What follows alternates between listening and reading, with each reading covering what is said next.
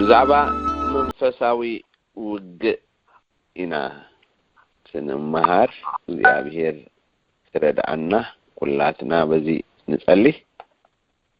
منفساوي وجه نبلو لنا سجاوي وجه አሎ ሀገራዊ ውግ አሎ አሌታዊ ውግ አሎ ዞባዊ ውግ አሎ እዚ ግን ፍልይ ዝበለ መንፈሳዊ ውግ እዩ እዚ መንፈሳዊ ውግ ፍልጠት ቃል አምላኽ ይሓተናዩ ማለት ኣብ ደይቦቱ ከይነዝብሎ ደይቦቱ ከይንህቦ ካልኣይ ተራና ኣብ መንፈሳዊ ውግእ እንታይ ምዃኑ ተራ ኣምላኽ ኣብ መንፈሳዊ ውግእ እንታይ ምዃኑ ተራ ኣብቲ ብውግእ ዝሓልፍ ዘሎኻ እንታይ ምዃኑ ሰለስተ ተራታት እውን ክንርኢና ስቕልና ዲና ክንቅበሎ ንውግእ ወይ ግደ ኣለና ግደናትና እንታይ እዩ ግደ ኣምላኽ እንታይ እዩ ግደቲ ኣብ ፈተነ ዝሓልፍ ዘሎኸ እንታይ እዩ መስዚ ኣተሓሕዝ ኣቢልና መጽሓፍ ቅዱስ ኣብ መንፈሳዊ ውግእ ዝኣምኖ መንፈሳዊ ውግእ ኢሉ ዝጠቕሶ ነቲ መንፈሳዊ ውግእ ኢሉ ዘቐመጠሉ ክፍልን ቃልን ሒዝና ኢና ክንወፅእ ምስ መን ኢኻ ክትዋጋእ ካሎ ምስ መን ኢኻ ትዋጋእ ምስ ስጋ ዲኻ ክትዋጋእ ምስ ሰብ ዲኻ ክትዋጋእ ምስ ሰይጣን ዲኻ ክትዋጋእ ምስ ኣምላኽ ዲኻ ክትዋጋእ ከዓ ውግእ ብደንቢ ምፍላጥ የድሊ ንመበገሲ ምእንቲ ኮነና ድሕርቲ ንስሓ ዝተነስሐት ከተማ ድሕርቲ ካብ ውድቀት ዝተስአት ከተማ ነነዌ ድሕሪኣ ዝመፀ መልእኽቲ ስለ ዝኾነ ናይ ናሆም ትንቢትናሆም ንሓንቲ ከተማ ኣብ ነነዌ እግዚአብሔር ተሃድሶ ክገብረላ ከሎ እታ ከተማ ተሃድሶ ክገብረላ ከሎ ኣብ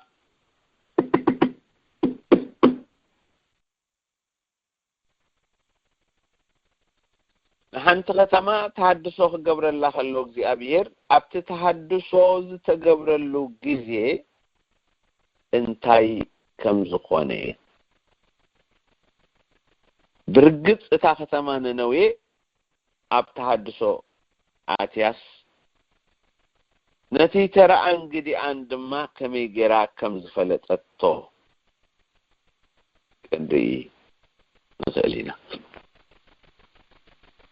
ንሎሚ ሰለስተ መበገሲ ክገብር ሓደ ኣብቲ ካልኣይ ምዕራፍ ቁጥሪ 1ን 2ን ካልኣይ ኣብቲ ቀዳማይ ምዕራፍ ካብ ቁጥሪ 11 ክሳብ 15 ሳልሳይ ኣብ ሳልሳይ ምዕራፍ ቁጥሪ 18 ሰለስቲኦም ክፍልታት ንሎሚ ንግሆ ነታ ትንቢት ናሆም እትብል መጽሐፍ ክንሪኤላ እንኸዶ ሓደ መንገዲ ማለት እዩ ስለዚ ኣብቲ ካልኣይ ምዕራፍ ቁጥሪ 1ን 2ን ዘረፍቲ ስለዝዘረፍዎም ንሓረግ ወይኖም ስለዘብረስዎ እግዚአብሔር ከምቲ ክብረት እስራኤል ንኽብረት ያዕቆብ ክመልሰይ እሞ እቲ መብረሲ ይድይበካ ኣሎ ነቲ ዕርዲ ሓልዎ ነቲ መንገዲ ኣማዕድዎ ሕቆኻ ኣደልድሎ ሓይልኻ ኣበርትዓዮ ዝብል ቃል ንረክብ ማለት እዩ እቲ ካልኣይ ሓሳብ ድማ ኣብ ተቀዳማይ ምዕራፍ ካብ ቁጥሪ 11 ክሳብ 15 እቲ ንእግዚአብሔር እከይ ክሓስበሉ ሕሰም ከዓ ዝመክረሉ ካባኻ ወፀ እግዚአብሔር ከምዚ ይብላሎ ምንም እንኳ ሓያላትን ብዙሓትን እንተኾኑ ተጸድዮም ንሱውን ክጠፍእ እዩ ኣነ ኣጨነኩኻ ድሕሪ ደጊምሲ ኣይከጨንቐካኒ ሕጂ ድማ ኣርዑት ካባኻ ክሰብር እየ ማእሰርትታትካ ከዓ ክበታትኾ እየ እግዚአብሔር ድሕርዚ ካብ ስምካ ኣይዘራእ ኣነ ነቲ ቁሩፅ ምስልን ነቲ ፍሱስ ምስልን ካብ ቤት ኣማልኽትኻ ከጥፎ እየ እትነዓቕ ኢኻ እሞ መቃብር ክገብረልካ እየ ኩሉ ብዛዕባኻ ኣዘዘ እነሆ ኣእጋርቲ ብስራት ዘበስር ሰላም ከዓ ዘውሪ ኣብ ኣኽራን ኣለዋ ደጊምሲ እቲ ሕሱም ኣብ ማእከልካ ኣይክሓልፍን ብጥራስ ከዓ ጸኒቱ ይሞ ወይሁዳ በዓላትካ ኣብዕል መብፅዓኻ ፈጽም ኢሉና ኣሎ ኣብቲ ሳልሳይ ምዕራፍ ድማ ትንቢት ናሆም ሳልሳይ ምዕራፍ ኣብቲ ቁፅሪ 18 ክብገስ ከሎ ወንጉስ ኣሶር ጓሶትካ ደቀሱ እቶም ከበርቴታትካ ዓረፉ ህዝብኻ ኣብ ኣኽራን ፋሕ በሉ ዝእክቦም ድማ የልቦን እከይካ ካብ ኩሉ ግዜ ብልዕልዩ ዘሕለፎ መን እዩ እቲ ንቁስልኻ ፈውሲ የብሉን መውቃዕትኻ ብርቱዕ እዩ እቲ ወሬኻ ዝሰምዑ ኩላቶም እዳዎም ኣጣውዕልካ ዝብል ሓሳብ ኣለዎ እጂ እዛ ትንቢት ናሆም ኣብ 3 ክፋል ተኸፊላ ብ3 ክፋል ከዓ ተታሒዛ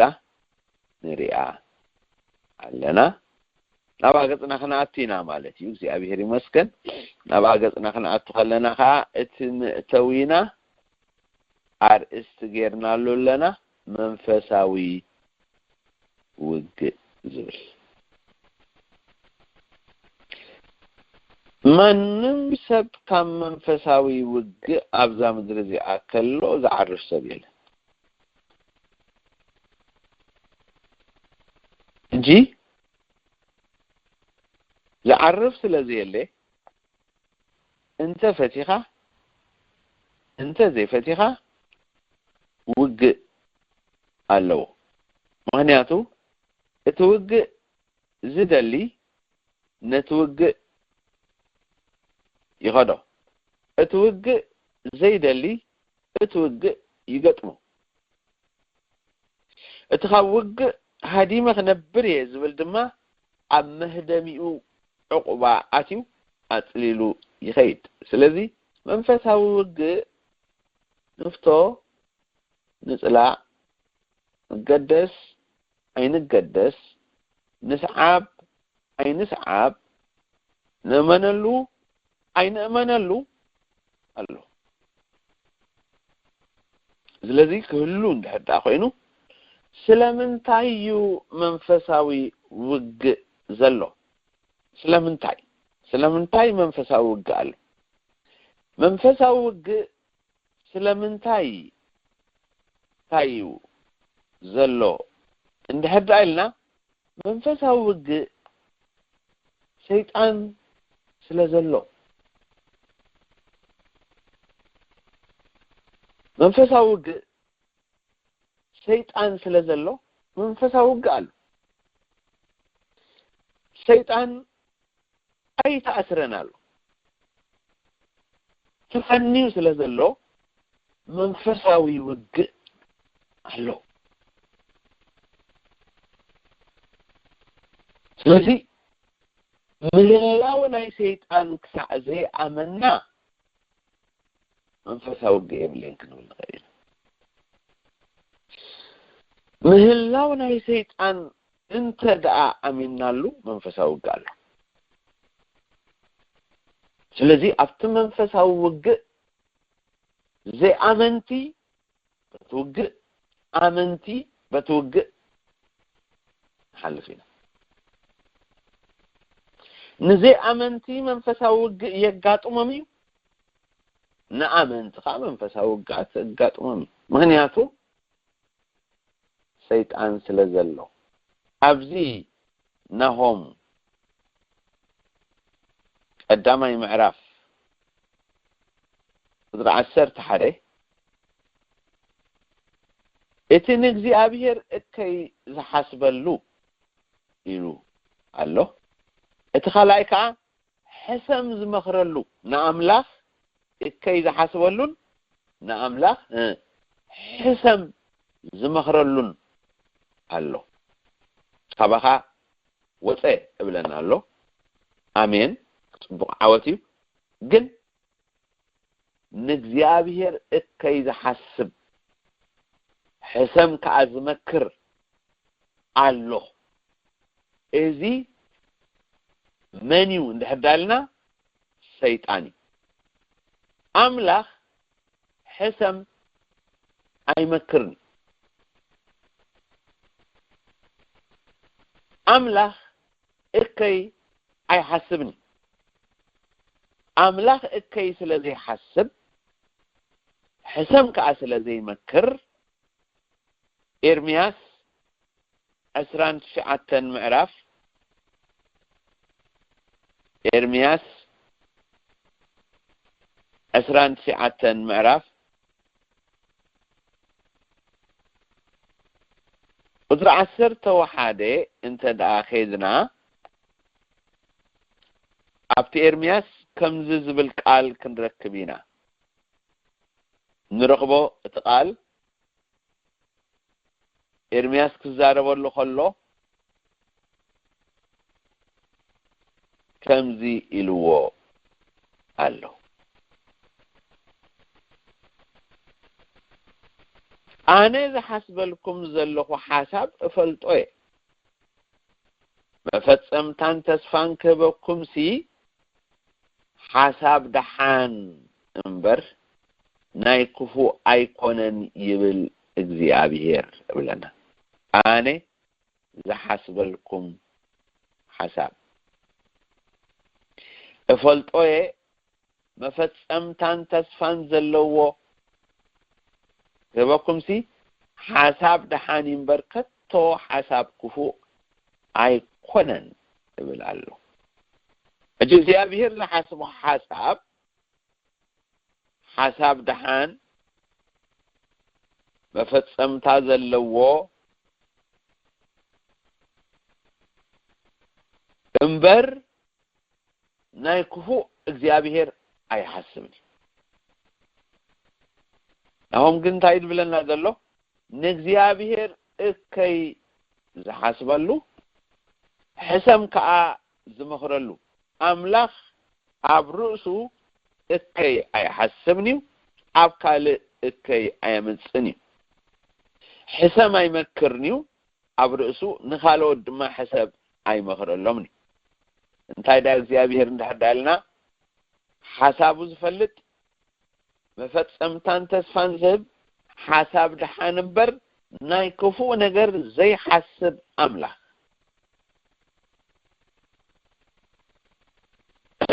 زيابير أملاخ استمسكن يقول سلزي أبتي منفسا وق أبي يعقوب كأن حد أخينا ملأخت يعقوب أبتي منفسا وق زيابير كم زي كفو حسب اللي إلنا كرد عنا جيجا أبها هلا مخانو أتأملاخ ذا حسب اللي حسب قدم مخانو جن أقد ديمو زقات من نزلون تايو إلنا خنا حسب كلنا نأملاخ بكيرنا خنا لليو إنخ إلالو من قدسات رئينا مالتي يعقوب مين اختي يعقوب قدامي معرف أفتي قدري عسرت شوعته صبغ وهبت ملو وهبت كابل علي ካብቲ ለውጢ ወይሲ ምምልላስ ጽላሎት ዘይብሉ አቦ ብርሃናት እዩ ዝወርድ እንታይሉ ያዕቆብ ኣብቲ 16 ከጀምራ ከሎ አቶም ፍቅራት ሕዋተይ ኣይተስሓቱ ጽቡቕ ውህበት ሙሉእ ውህበት ካብ ላዕሊ ካብቲ ምምልላስ ጽላሎት ዘይብሉ አቦ ብርሃናት እዩ ዝወርድ ኢሉ ጌታ ይባረክ ጽቡቕ ውህበት ሙሉእ ውህበት ካብ ላዕሊ ካብቲ ምምልላስ ጽላሎት ዘይብሉ አቦ ብርሃናት እዩ ዝወርድ እግዚአብሔር ይመስገን ስለዚ ወይታ ኢየሱስ ክርስቶስ ከዓ ክትጽልዩ ከለኹም ኢሉ ፍቃድካ ከምቲ ኣብ ሰማይ ከምኡ ድማ ኣብ ምድሪ ይኹን ኢልኩም ጸልዩ ኢሉ ኣብ ሉቃስ 11 ምዕራፍ ስለዚ ኣብ ሰማይ ኮነ ኣብቲ ኣብ ሰማይ ተቐሚጡ ዘሎ ኣምላኽ ኮነ ክፉእ ዝበሃል ሓሳብ ሕሰብ ዝበሃል ነገር ኣይመጽን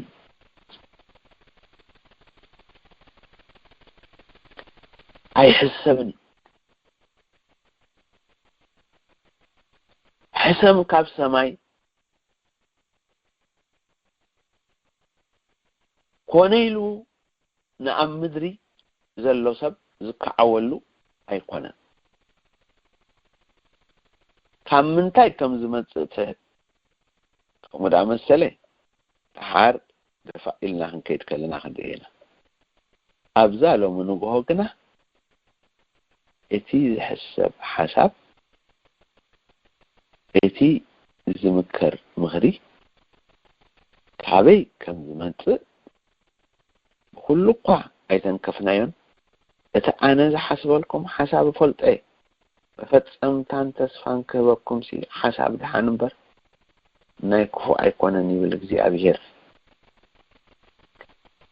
ኣቶም ፍቁራት ሕዋተይ ኣይትስሓቱ ጽቡቕ ውህበት ሙሉእ ውህበት ካብ ላዕሊ እዩ ካብቲ ለውጢ ወይሲ ምምልላስ ጽላሎት ዘይብሉ አቦ ብርሃናት እዩ ዝወርድ ፍቃድካ ከምቲ ኣብ ሰማይ ከምኡ ድማ ኣብ ምድሪ ይኹን ኢልኩም ጸልዩ እግዚአብሔር ይመስገን ዝኣታኽለና እታ ግዜ ስለዝኣኽለ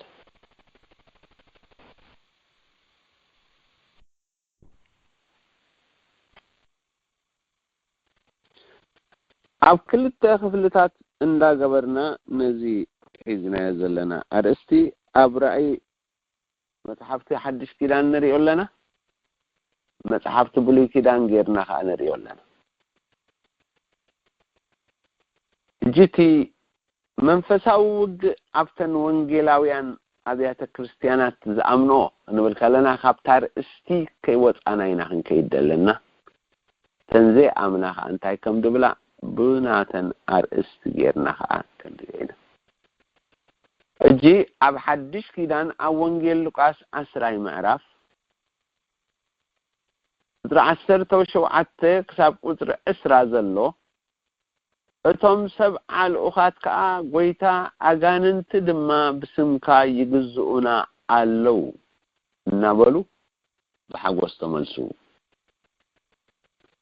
በሎም ድማ እብለና ሰይጣን ከም መብረቕ ካብ ሰማይ ክወድቅ ከሎ ሬሁ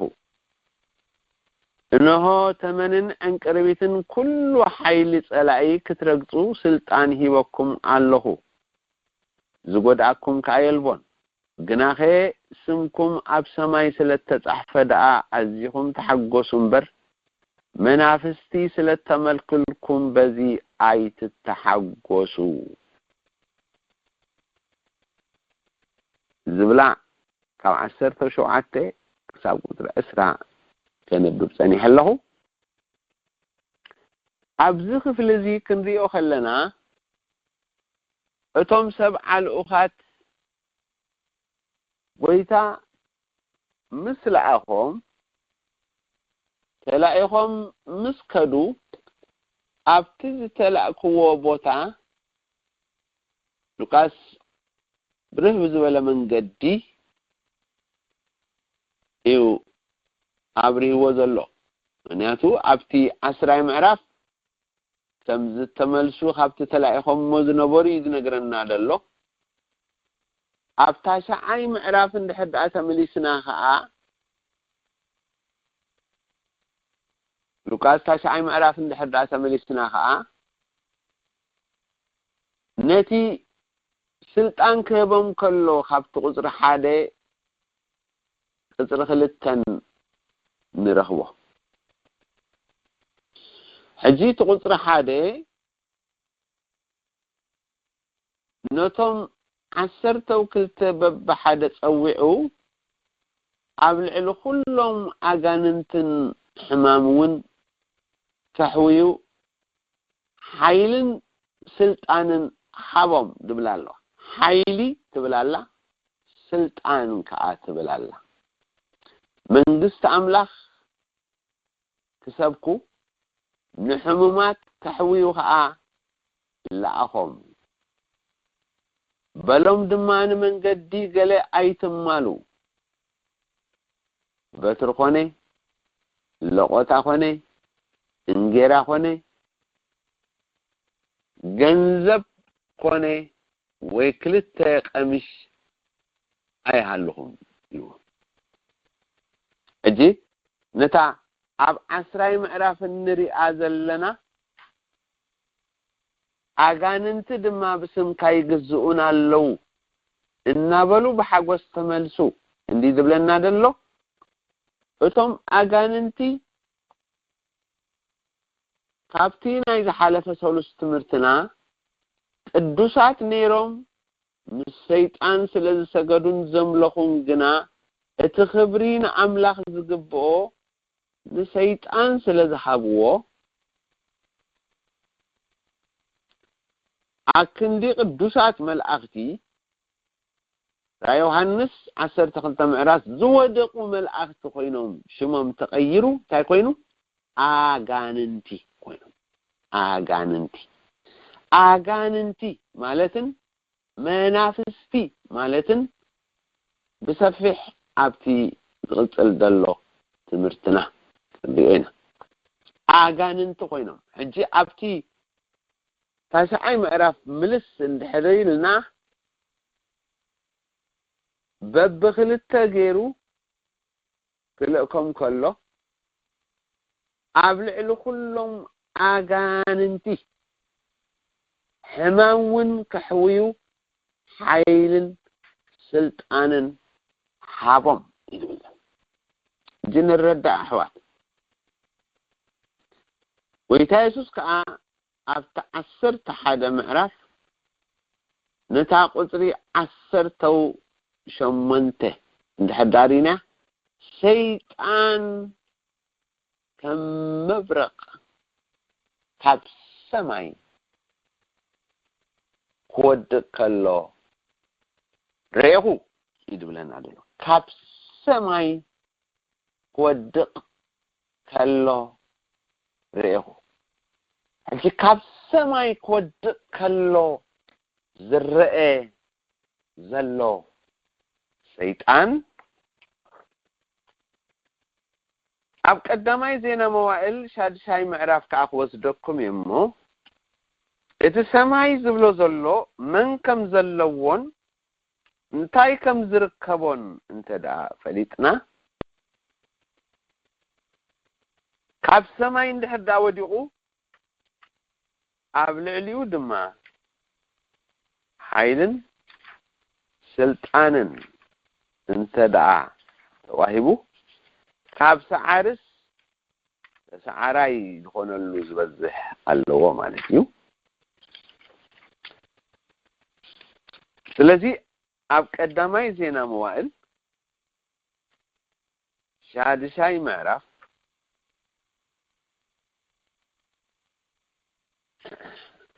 ኣብዚ ስፍራ እዚ ሰይጣን ኮድ ከሎ ለይኮነስ እግዚአብሔር ዙፋኑ አበይ ምዃኑ እቲ ናይ ዜና መዋዕል ጸሓፋይ ይፈልና ኣሎ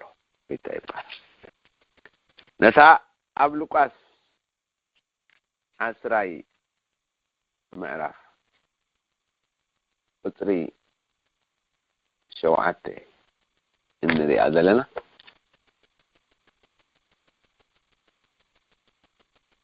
نعم بتخكل غيرنا انت دا رينايا غريتا كالاي زينا موال قبل قدامي زينا موال الى له تغاغل له كالاي زينا موال شاد شاي معرف اجي ابت شاد شاي معرف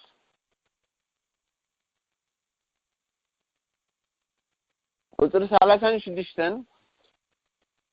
قدر 39 عند حدارينا يو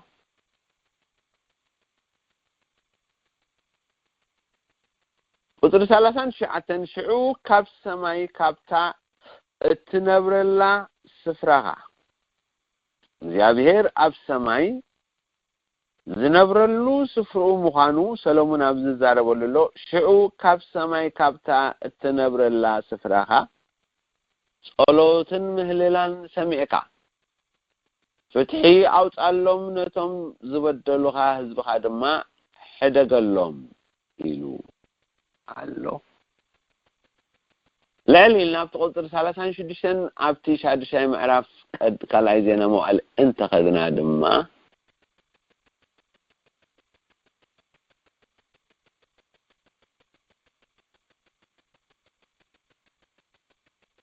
شو انت بدلك سبس زي بدل يلبون بأساتهم كرها دما أبقدمي اتي سألعي أحليفك انت هبقى يومو أبرحو قوني وياب قربا نبذل هاجر مرقو انت معرخوهم ابتا تماريخهم لازل لو هاجر كوينهم نابلبهم انت تملسو ابتا مدري مرقوهم كوينهم كآمنيسهم حتيات قبرنا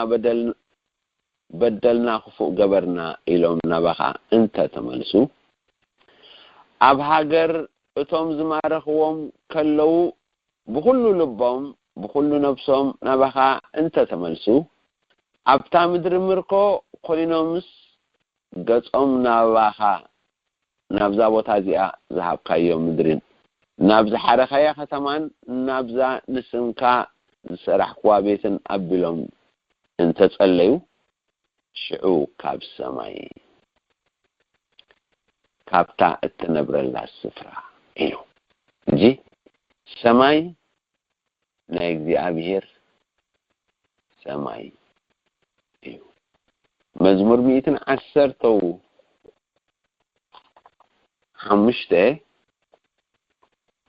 قدر 10 حمشته عند هدارين ايو سماي نايقدي أبهير سمايات يوم إلنا الله الذي أب سماي نيرو أب تقدس سفرة أب تجزيابهير زركبلو قدس سفرة نيروس كابو أحيلو أم مدري وديو سمايات سينا جزيابهير سمايات يوم إلى الله مزمور 110 قدر 10 وشدشت لذي سيطان قدك الله أولا دغو كم مبرق قيني وديو إذن قدامت كلتا كفلتات ناي هزقيل أسان شومنتن خاليت دما ناي سياسة 14 معرف كلتين رينا سيطان كم زودغي سيطان يلن كينبل الله خوينس وديقو خاي حجي سيطان سلد ودغي وانجيل ماتيوس 4 معرف قطر 10 كيد سيطان كاباي إلو والله قويتا يسوس سيطان وديقو الله يلن كن بلاين خلينا الله قال أملاح الله لحد عيلنا الله لذي كاب سماي وديقو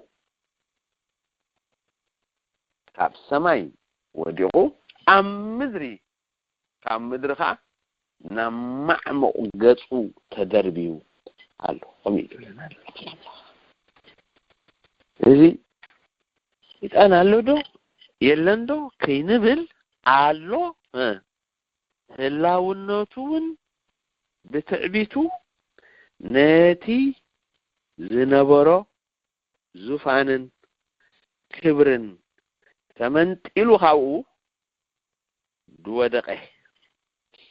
ዝተደርበ እዩ ለዚ ሓደ ሕቶ ምልሻ ቢልና ምን ክንሓልፍ ሎም ንግሆ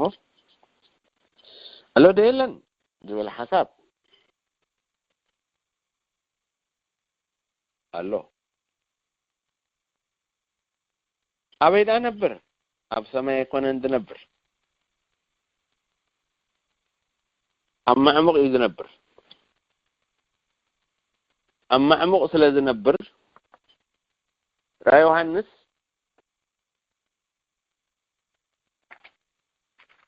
እንተዳሪናዮ ዙፋን ዝገብረሉ ዘመሓድረሉ ዘዋፍረሉ ዘንቀሳቀሰሉ ግዝአቱ ከስፋሕፋሓሉ ዝጥቀመሉ ቦታታት አለው ራእይ ዮሐንስ ክገልጸልና ከሎ ሳልሳይን ካልአይን ምዕራፍ ራእይ ዮሐንስ ኣብቲ የለን ዝብል ነገር ምእንቲ ጠጠው ከይንብል አሎ ነታ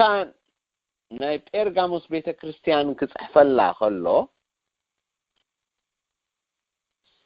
ኣብ ካልኣይ ምዕራፍ ቁጥሪ 12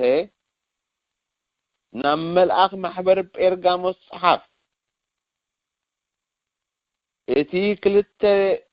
ዝኣፉ በሊሕ ሰይፊ ዝሓዘ ከምዚ ይብል ኣሎ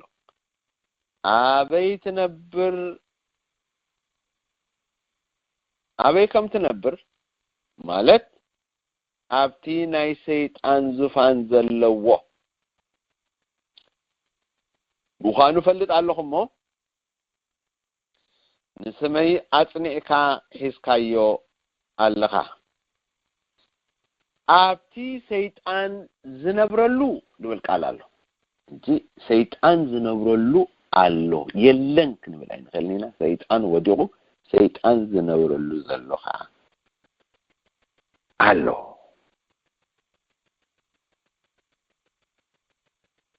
ካልአይ ኣብታ ራእይ ዮሐንስ ካልአይ ምዕራፍ ነታ ናይ ቲያትራ ቤተክርስቲያን ክጽሕፈላ ከሎኻ ኣብቲ ቁጥሪ 23-24 ንደቃውን ብሞት ክትቀትሎም ኣነ ልብን ኮላሊትን ዝምርምር ምዃነይ ከዓ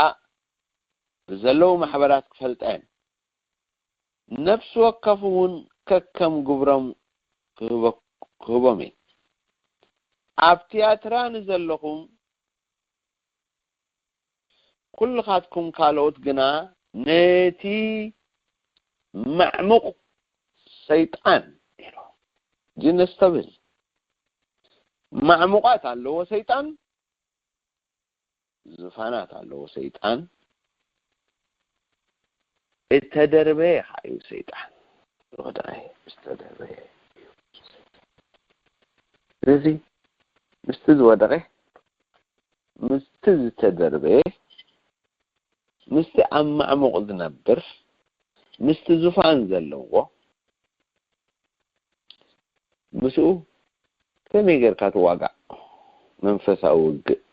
ከመይ ጌርካ ትዋጋእ እዚኣ ንሎም ንግሆ ክንሕዛ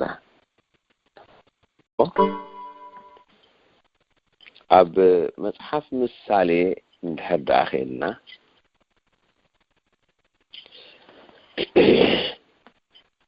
ኣብ 23 ምዕራፍ 29 እንድሕር ዳሪናዮ ሓደ ቃል ካብኡ እንወስድ ኢና ምሳሌ 23 ቁጥሪ 29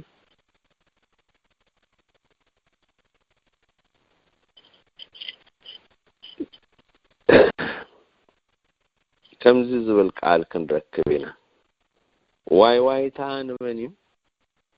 حزن نمني بأس نمني مسقرقار نمني بزي مغنيات مقسال نمن ايو مقياح عينس نمني نتوم أمستاي ويني زدنقيو نتوم زدرق ويني كمرتو زقبو ايو نويني مقيحو عبرله موعلو تئمو مورادو أي تمتو أبزا موداتا كم تمن موداتا كم تمن ينكس كم أفعت حنزو فوف يبل عندها زواح يبل لبخاون أواي نجاري زارب أوشتي بحري بات كم زبالة عف دقل كم زدك أسي إخاء تخون واقع أمنس أي سمع أنن زبيت أمنس أي تفلت أنن معاز كنك هي مليسة كدليو إيه فالله بتاعود رأسر عند شعاتن سلاسة واي تان منيو حزن منيو بأس منيو مسقرقار منيو بزي مغنيات مقسال نمنيو مغيح عينس نمنيو نتوم أمستاي ويني زدنقيو نتوم زدرق ويني كمرسو زقبو ايو جزيهم أبزي حتون ديو مسالي زلو نتحتو نايت مسالي كقلت أوخلو نمن يلو أو حدا شدشت نقرات تغيسلنا له واي تايلو تغيسلنا له حزن يلو تغيسلنا له بأس يلو تغيسلنا له مسقرقار يلو تغيسلنا له بزي مغنيات مقصال يلو تغيسلنا له مقياح عيني يلو خا تغيسو علو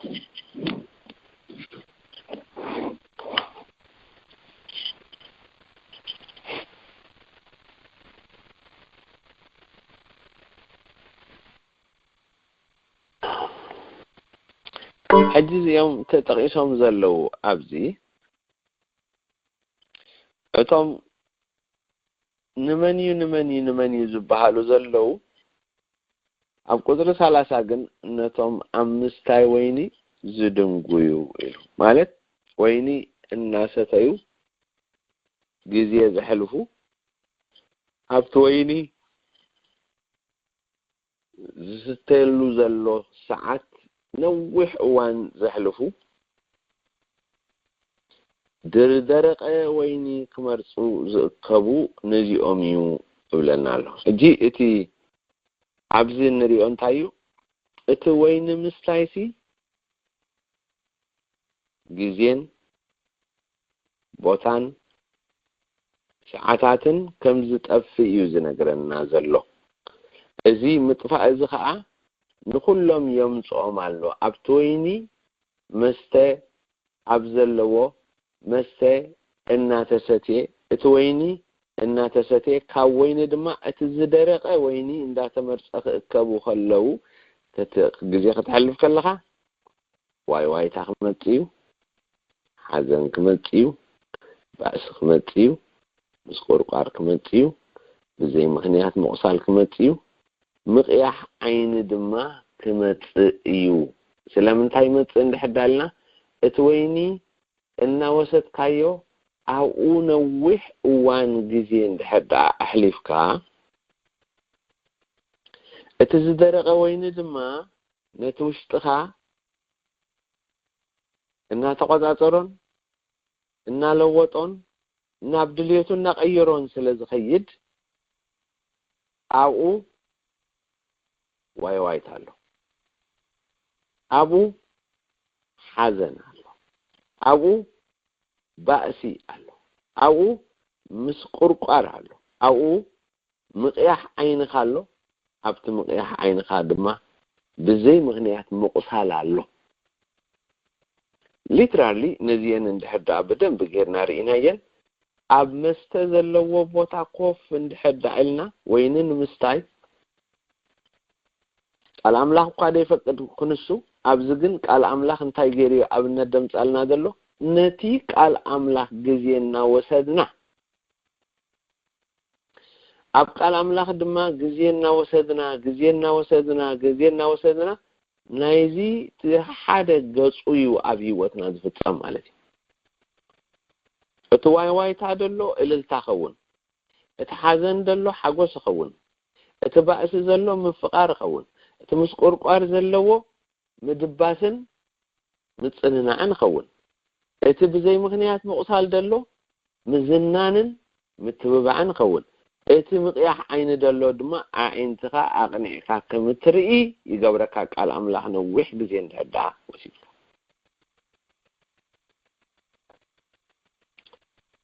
جي ابزي لومي حزنا زلنا ارستي منفسا وقز بحال كيردأنا ويدمان منفسا وق الدقيقنا من انت خنريو او جزي خنوسد يدلينا حواتي ምክንያቱ ጊዜ እንዳወሰድና ከምቱ ወይን ጊዜ እንዳወሰድ ካን ሁሉ ነገራት ካንዳ አያየረ አረጋግጣ ኻዲው አካዳድና ኻዲው አዘራረባ ኻዲው አመላለሳ ኻዲው አራአያደ ኻዲው አታናኸፋ ሁሉ ዝቀይር ቃል እግዚአብሔር ናመንፈሳው ወግእና አትከለና ድማ ሁሉ ነገርና እናቀይሮ ይላል ቃል አምላክ ናይ መቀያርን ناي ملواتن ناي مقداسن ناي مقنعن بحري الله حجي جيغا ترجمات كنوسد يبلنا نصور زخونه ترجم كنحز يقبعنا نتم امستاي ويني زدنغيو ويني كمزند حد عد قبرهم كوينو نتم أب قال أملاخ جزية زحلفو دما opposite نايزي نجرزي يو أب هيوت بتوم زدلي وسوات زفتح سلازي اتي هيوت زلو نجر كعزلنا عند حد أخوينو كم تنمستايز دونغيو من باب دمان دونغي نمسألاي دمان دونغي نخنملخ دمان دونغي هاو كزين وسد عند حد أخوينا هاو نوح وان نتفق عند حد أخوينا هيوتنا بالدنبي لا صغير أيضا مسألاي من باب من مهار من ملاخ هيوتنا نوح كزين حلف عند حد أخوينو كم ذا قدر سالاسة دبلنا ذلو نتم أمستاي ويني زدنجيو نتم زدرق ويني كمرصو زأكبو إيو جي كن أكب كلنا ويتاي بارخ أبزي أخيبات غيسو لنا سلزلو كن أكب كلنا نتأخيبانا زستمقرو مس قويتا جيزي لمحلاف جيزي كساع كندي مسقويت عن حلف وسان اتوسان ان تعجي نتي منفساوي وج كنريو هنا ابا خلكو اسبا بله اونجيل ماركوس كوس دكم فتمو كنجمرو نتي منفساوي وج ويسيسوس كابز مهارو بزعبا منفساوي وج نعو كتأكسي جي نتمنفساو وق قداماي ممهرنا قويتا يسوسي منفساو وق خمي غيرنا نواقع حبت قويتا يسوس كريستوس زمهارو تمرتي تبقيسهم حواريات تتقيمهم للو اتم دحر حواريات زسعبا ابيات كريستيانات وانت تتقيمنا للنا نحنا أبز جزينا كنت كملوا يقبعنا مخنياتو እሱን ድሕዳ ተጠቂምና ናይ ሰዓርነት ህይወት ኣብ ህይወትና ስለሆነ ማለት ነው። ወንጌል ማርቆስ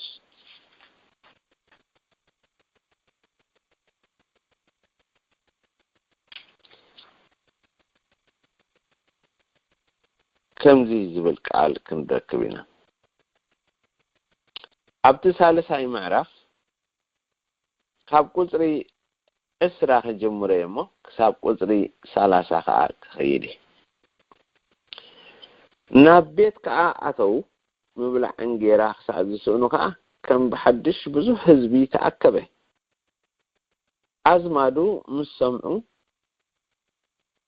ተጸሊሉ ኢሎም ነበሩ እሞ ክሕዝዎ መጹ ካብ ኢየሩሳሌም ዝወረዱ ጸሓፍቲ ድማ ብኤልዘቤል ኣለዎ ነጋንንቲ በሓለቃ ኣጋንንቲ እዩ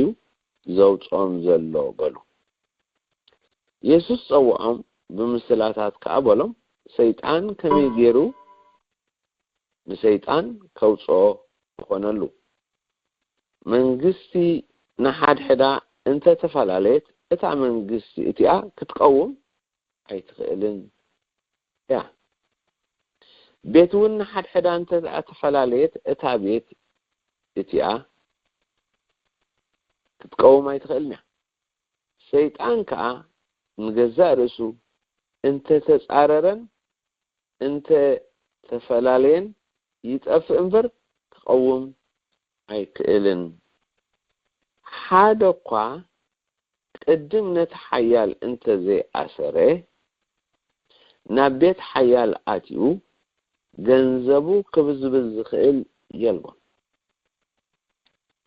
ሽዑ ከዓ ቤቱ ይብዝብዝ ንደቂ ሰብ ኩሉ ሓጢአት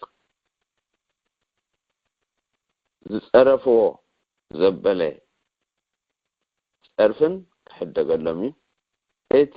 ንመንፈስ ቅዱስ ዝጸረፈ ግና ሓጢአቱ ንዘለዓለም ይኾኖ እምበር ንዘለዓለም ሕድገት ከም ዘይረክብ ሓቂ ብለኩም ኣለኹ ርኩስ መንፈስ ኣለዎ ስለ ዝበሉ እዩ እዚ ዝበሎም ዝብል ቃል ኣለን ኣብዘን ቃላት እዚኣተን ኣብ ቁጥሪ 22 እቶም ካብ ኢየሩሳሌም ዝወረዱ ጸሓፍቲ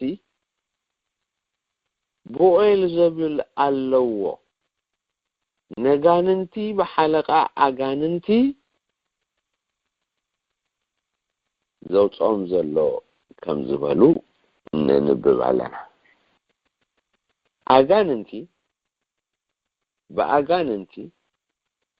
የውጾም ኣሎ ከም ዝብሉ ዘለው ኣብቲ ቁጥሪ 23 ኢየሱስ ጸውዖም ብምስላታት ከኣበሎም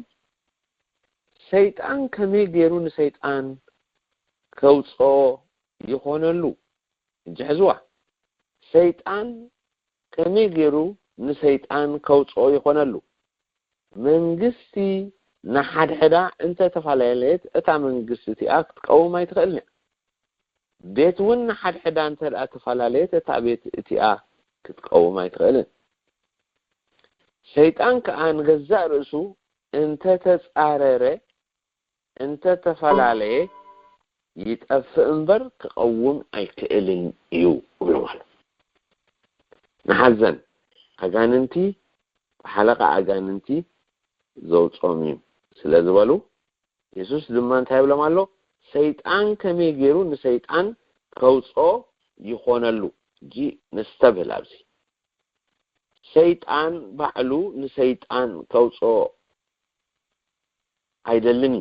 አንጻር ዕላሙ እዩ ወይ ከመይ ገይሩ ይኾነሉ መንግስቲ ንሓድሕዳ እንተ ተፈላለየት እታ መንግስቲ እቲኣ ክትቀውም ኣይትኽእልን እያ ቤት ንሓድሕዳ እንተ ተፈላለየት እታ ቤት እቲኣ ከዓ ክትቀውም ኣይትኽእልን እያ ሰይጣን ደኣ ንገዛእ ርእሱ እንተ ተጻረረን እንተ ተፈላለየን ይጠፍእ እምበር ክቀውም ኣይክእልን እዩ እንጂ ረኣይዎ እዚ ምስላታት እዚ ካብ ቃል አፎም ብዝወፀ እቶም ጸሓፍቲ ዝበልዎ ቃል ክምልሽ ከሎይ ኣብቲ ቁጥሪ 27 ግና ሓደውካ ኢሉ ቅድም ነቲ ሓያል እንተ ዘይ ኣሰረ ናብ ቤት ሓያል ኣትዩ ገንዘቡ ክብዝብዝ ዝኽእል የልቦን ሽዑ ከዓ ቤቱ ይብዝብዝ ኢሉ መሊስሉ ሕጂ ሓያል እዩ ሰይጣን እወ ካብ ናይ ሰይጣን ዝሕይል ሓይሊ ግና ሓይሊ ክርስቶስ ኣሎ ሓይሊ ኣምላኽ ኣሎ ምክንያቱ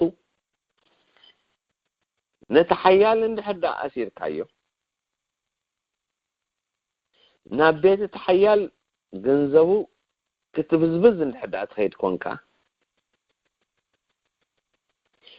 እዚ ስም እዚ ሰይጣን ገዛእ ርእሱ ንሓድሕዱ ክወፅእ ስለዘይክእል ሰይጣን ንሰይጣን በዓሉ ከውፅኦ ስለዘይክእል ነቲ ሓያል ክንኣስር ከለና ንብረት ተሓያል ክንብዝብዝ ከለና ነቲ ሓያል ከኣሰረ ንብረቱ ክብዝብዝ ዝኽእል የለን ይዝብለና ነቲ ሓያል ምስ ኣሰርካ ግና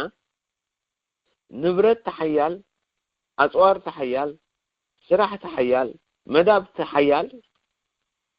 ኩሉ ከተፈርስ ትኽእል ኢኻ ሕጂ ኩላትና በዚ ንጉሆ እዚ ክንሕዞ ዘለና ኣጋንንቲ ንኣጋንንቲ ኣይውፅዎን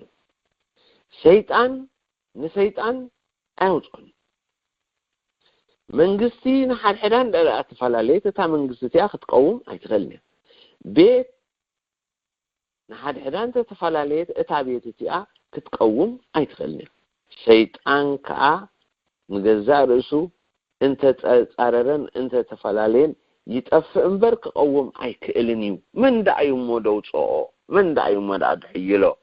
መን ዳእዩ ሞዳ ድቋጻጸሮ ካብዚ ሕልፍ ዝበለ ካልእ ነገር ኣሎ ዶ ወሎ ነቲ ሓያል ቅድም ከኣሰረ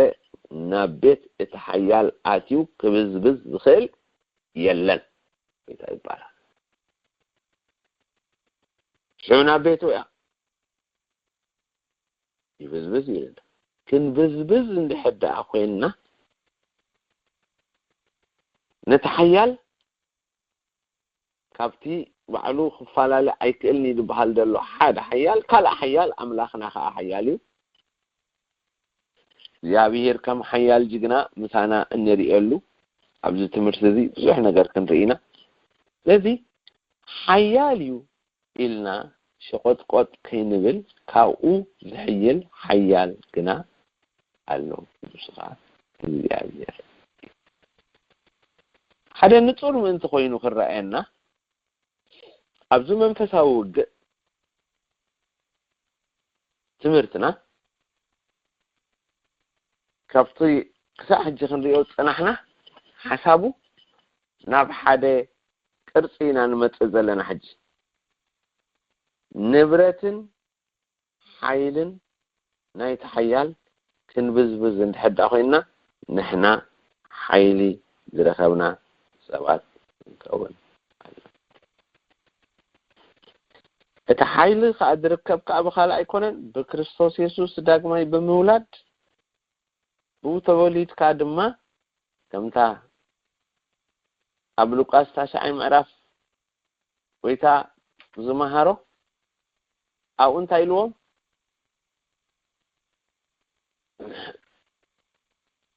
ነቶም 12 ብሓባር ፀዊዑ ኣብ ልዕሉ ኩሎም ኣጋንንቲ ሕማም እውን ከሕውዩ ሓይልን ስልጣንን ሃቦም ብለና ካብቲ ናይ ኣጋንንቲ ሓይሊ ካብቲ ናይ ሰይጣን ሓይሊ ዝበልጥ ሓይሊ ካብቲ ናይ ኣጋንንትን መን ሰይጣንን ስራሕ ዝበልጥ ብስልጣን ዝዕየ ስራሕ ምክንያቱ ሳቶም ንሓድሕዶም ክፈራረሱ ስለዘይክእሉ ነትናቶም ዘፈራርስ ግን ስልጣን ዘለዎ ናይ ጎይታ ኣሎ ነትናታቶም ኃይሊ ከፍርስ ዝኽእል ኃይሊ ጎይታ ኣሎ ጎይታ ይባረክ ስለዚህ ክልተ ነገር እዛረባለሁ ሉቃስ ከዓ ጎይታ እንዳማሃረ ከሎ አፍታ ትምህርት ናይ ጎይታ እንታይ ኢሉ ክጠቅስ ሰምዖሎ ሉቃስ ኃይልን ስልጣንን ሓቦም ሕጂ ኃይልን ስልጣንን ክትቀበል ኣብ ኃይልን ስልጣንን ዘለዎ ክትርከብ ኣለካ ኃይልን ስልጣንን እንድሕር ረኺብካ ድማ ኣብቲ ኃይልን ስልጣንን ዘለዎ ነቲ አንጻር ኃይልኻ ዝኾነ ከተፍርሰሉ ከተድምዓሉ ትኽእል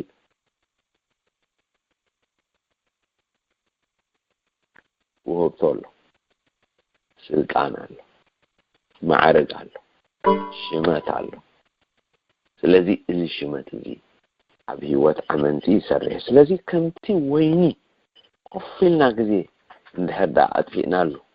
ነዞም ሽድሽተ ነገራት ዝቀያይሮም ቃል አምላኽ ድማ ከምኡ ገይሩ ቀያይረልና እዩ ጎይታ ይባረክ እታ ሰዓተይ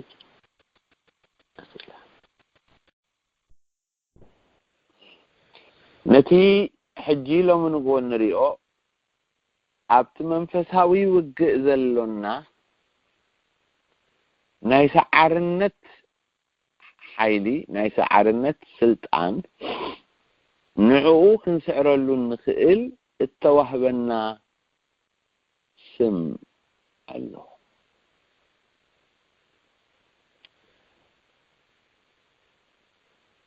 ስም አሞንጎ ባህርን አሞንጎ ግብርን ዝተመርኮሰ ግደ ኣለዎ ሓደ ስም ጠባይን ተግባርን ኩነታትን ከም ዝገልጽ ኮይኑ እዩ ዝስመዕ ሓደ ስም ተግባርን ኩነታትን ከም ዝገልጽ ኮይኑ ዝስመዕ ስለዚህ ኩሉቲ ኣብ ቃል እግዚአብሔር ዘሎ አስማት መጸውዒ ወይ ከዓ መስመይ ጥራይ ዘይኮነስ ብዙሓት ነገራት ዘመልክት እዩ ሽም ስለዚህ ነቲ ስሙ ንፈልጦ ዲና ናይቲ ስሙ ኃይሊ ተኻፈልቲ ዲና ናይቲ ስሙ ተግባሩ አስፈጸምቲ ዲና እንታይና ክንብል የግዲ ከድለና እዚ ምሳይ እንተዳ አሊኹም ኮንኩም አወንጌል ማርቆስ 16 ምዕራፍ ካብ ቁጥር 14 ክሳብ 18 ዘሎ ከንብቤ ማርቆስ 16 ምዕራፍ ካብ ቁጥር 14 ክሳብ 18 ድሕሪኡ ነቶም 11 ኣብ ማኣዲ ተቐሚጦም ከለው ተጋህደ ነቶም ተንሲኡ ዝረአይዎ ኣይኣመንዎምን እዮም እሞ ስለዘይ ምእማኖም ትር ልቦም ከዓ ዘለፎም በሎም ድማ ናብ ኩሉ ዓለም ኪዱ ንዘሎ ፍጥረት ከዓ ወንጌል ስበኹ ዝኣመነን እተጠምቀን ክድሕን እዩ እቲ ዘይኣመነ ግና ክኾነን እዩ ነቶም ዝኣምኑ እዚ ትእምርት እዚ ክስዕቦም እዩ ብስመይ አጋንንቲ ከውፁ በሐድሽ ልሳን ክዛረቡ አትማን ክሕዝዮም ዝቀትል እንተሰተይ ከዓ ከቶ ኣይክጎድኦም እዩ እዕዳዎም ኣብ ሕሙማት ከንብሩ ንሳቶም እውን ክሓውዩ እዮም ኢሉ ኣሎ ማርቆስ ታይዋጂ ነቶም ዝኣምኑ እዚ ተኣምራት እዚ ክስዕቦም እዩ እብለና ኣሎ ብስመይ አጋንንቲ ከውፁ እዛ ቃል እዚኣ ሕጂ ንሓዛ ብስመይ አጋንንቲ ከውፁ እብለና ኣሎ ብስም ጎይታና ኢየሱስ ክርስቶስ እዮም እቲ ተግባርን እቲ ጠባይን እቲ ኩነታትን ክግለጽ ዝኽእል ኣብዚ መንፈሳዊ ዓለም ምክንያቱ ኣጋንንቲ ብስመይ ከውፅዮም እንድሕሪሎም ኣጋንንቲ ናይ ሰይጣን ስራሕን ግደን ዝፍጽሙ ስለዝኾኑ ጎይታ ኢየሱስ ክርስቶስ ከዓ ነቶም ዝኣምኑ እዚ ተኣምራት እዚ ክስዕቦም እዮም ኣሚኖም ንዘለው ኣመንቲ በእምነት ንዝመላለሱ ዘለው ኣመንቲ ኣብ እምነት ድማ ህይወቶም ሂቦም ንዑ ዝስዕቡ ዘለው ቅዱሳን ክስዕቦም ይብለናል ኣይስዓበኒ እንተልና ናትና ፈቃድ እዩ ክስዕበኒ ፈቂደሉ ኣለኹ እንድሕዳልና ከዓ ናትና ፈቃድ እዩ ስለዚ ክስዕበና ግን ጎይታ ፈቂድሉ እዚ መረዳእታ ምእንቲ ኮነና ሓደ ሓሙሽተ ወይ ሽዱሽተ ኣብነታት ክጠቅስ እቲ ቀዳማይ ኣብነት እንጠቕሶ ኣብ ዘፍጥረት 41 ምዕራፍ ካብ ቁጥሪ 51 ክሳብ 52 ክልተ ጥቕስታት እንዲኦም እዞም ጥቕስታት እዚኣቶም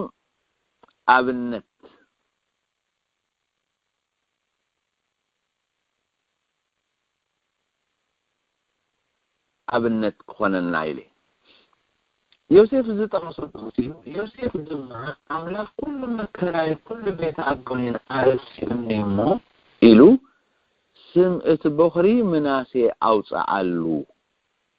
ነቲ ካልኣዩ ድማ እግዚአብሔር ኣብ ምድሪ መከራይ ኣፍሪኒ ኢሉ ስሙ ኤፍሬም ኣውፅኣሉ እብለና ኣብነት ክኾነና ይጠቕሶ ደሎ እዚ ዮሴፍ ክልተ ኣስማት የውፅእ ኣሎ ሓደ ምናሴ ዝብል ስም የውፅእ ኣሎ ሓደ ከዓ ኤፍሬም ዝብል ስም የውፅእ ኣሎ እጂ ክልተ ውላድ ኣለዎ ነቶም ክልተ ውላዱ ድማ ኣስማቶም የውፅኣሎም ኣሎ ከውፅኣሎም ከሎ ነታ ዓብይ ምናሴ ኢልዎ ነቲ ንእሽተይ ድማ ኤፍሬም ኢልዎ ሕጂ ምናሴ ዝብል ስም ትርጉሙ መረስዕ ስለዝኾነ ኩነታት እቲ ስም ዘውፅአ ሰብኣይ ይገልጽ ኣሎ ማለት እዩ ዮሴፍ ባዕሉ ኩነታቱ ይገልጽሎ ኣብ ኩሉ መከራይ ኣብ ኩሉ ቤት ኣቦይ ኣረሲዕኒ እሞ ኢሉ መረስዕ ኣረሲዕካኒ እብለሎ ንእግዚአብሔር ስም የውፅእ ኩነታት እቲ ስም ዘውፅአ ሰብ ይገልጽ ኣሎ ኤፍሬም ከዓ ሓይለይ ማለት እዩ ካልኣይ ኣብነት ዝጠቕሶ ኣብ ቀዳማይ መጽሓፍ ሳሙኤል 4ይ ምዕራፍ ካብ ቁጥሪ 21 ክሳብ 22 እንዲሁ እዚ ኣብ ቀዳማይ ሳሙኤል 4ይ ምዕራፍ 21 22 እንሪኦ ድማ እዚ ማለት ታቦት ኣምላኽ ስለተማረኸ ብምኽንያት ሓሙኣን ሰብኣያን ከዓ ክብረት ካብ እስራኤል ረሓቀ ኢላ ነቲ ህፃን ኤካቦድ ሰሜቶ ንሳ ድማ ታቦት ኣምላኽ ተማሪኸ እሞ ክብረት ካብ እስራኤል ረሓቀ በለት ብለና እቲ ኤካቦድ ዝብል ስም ትርጉሙ ክብረት ረሓቀ ማለት ስለዝኾነ ተግባር የመልክተና ኣሎ ተግባር እያ ትዛረብ ደላ ኣብዚ ሽምዚ ተግባር ኢና ንርኢ ዘለና እቲ ሳልሳይ ኣብነት ዝጠቕሶ ድማ ኣብ ዘፍጥረት 25 ምዕራፍ ቁጥሪ 26 ዘለዩ እሱ ድማ ድሕርዚ ድማ ሓው ወፀ ኢሉ ከዓ ኩርኩር ኤሳው ሒዛ ነበረት ስሙ ድማ ያዕቆብ ተባህለ ንሳ ክትወልዶም ከላ ከዓ ይስሐቅ ወዲ 30 ዓመት ኮይኑ ነበረ ብለና ጅንራይ ያዕቆብ ማለት መደናገር ጠባይ ዝኾነ እንታዩ ጠባዩ ዘመልክተና ደሎ ኤካቦድ ተግባር ዘመልክተና ደሎ ያዕቆብ ድማ ጠባያ ዘመልክተና ደሎ ምክንያቱ ያዕቆብ ማለት መደናገር ስለዝኾነ ጠባይና ያዕቆብ ድማ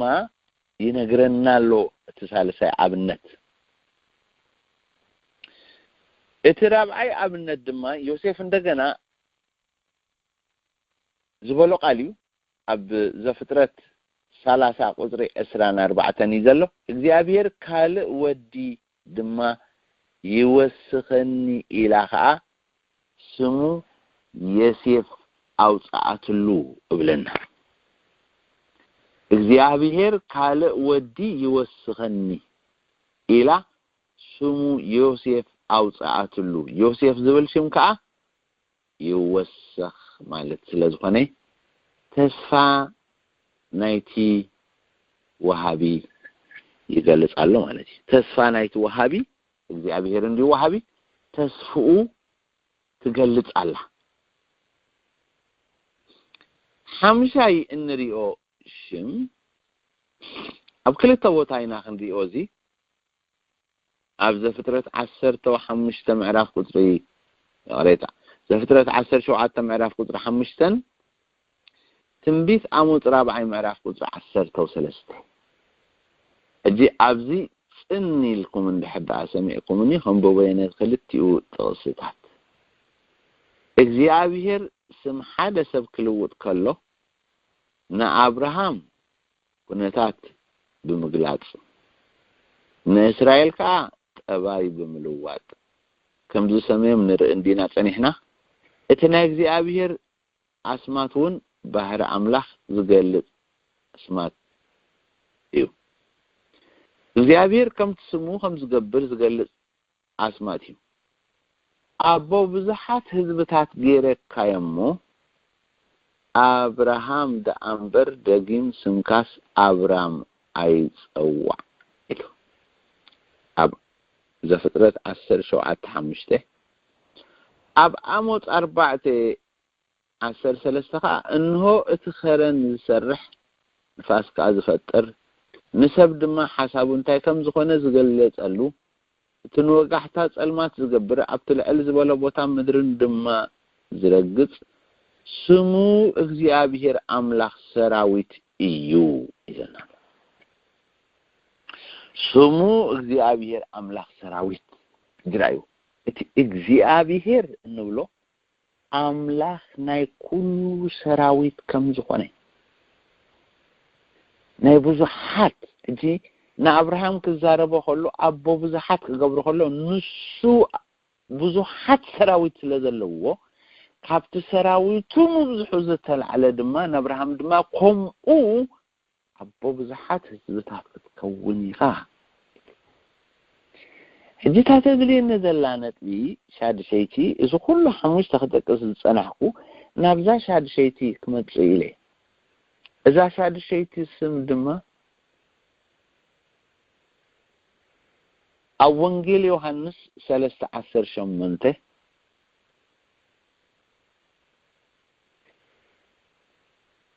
ተጠቂሳ እንረኽባ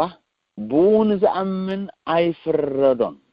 አይዎ ቡን ዝኣምን ኣይፍረዶን ነቲ ዝኣምን ግና ብስም ሓደ ወዲ ስለዚ ኣመነ ድሮ ተፈሪድወሎ ፍረና ብስም ሓደ ወዲ ስለዚ ኣመነ ድሮ ተፈሪድወሎ ኣብቲ ማርቆስ 16:17 ከኣነቶም ዝኣምኑ ዝተኣምራት እዚ ክስዕቦም ብስመይ ኣጋንንቲ ከውፁ በሐድሽ ልሳን ከዓ ክዛረቡ እዚ ማለት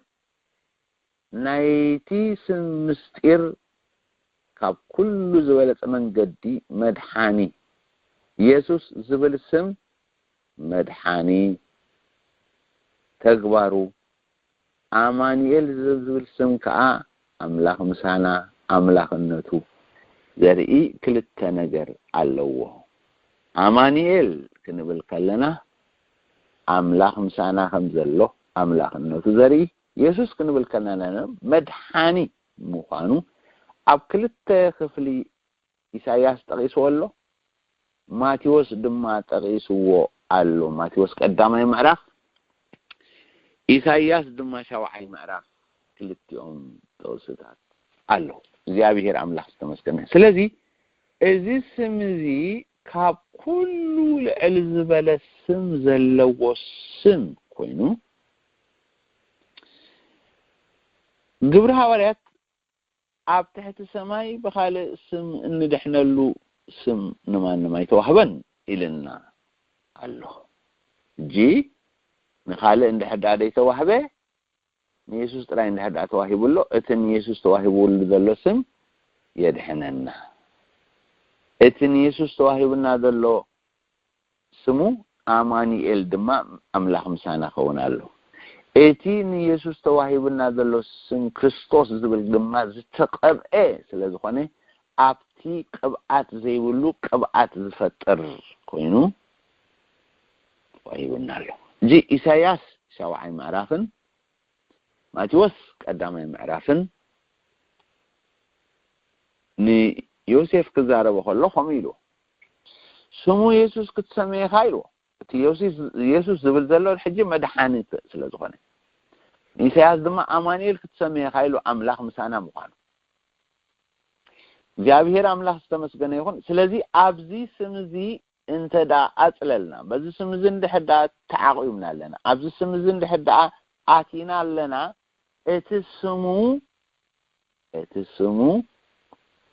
ኣብ ህይወትና ተአምራት ናይ ምግባርን ሓድሽ ነገር ናይ ምፍጣርን ኣብ ውግእና ድማ ዓወት ናይ ወሃቢ ባህርን ኣለዎ እግዚአብሔር ይመስገን ኣብቲ መንፈሳዊ ውግእ በዚ ስም እዚ አሚንና በዚ ስም እዚ ከዓ እንድሕር ደኣ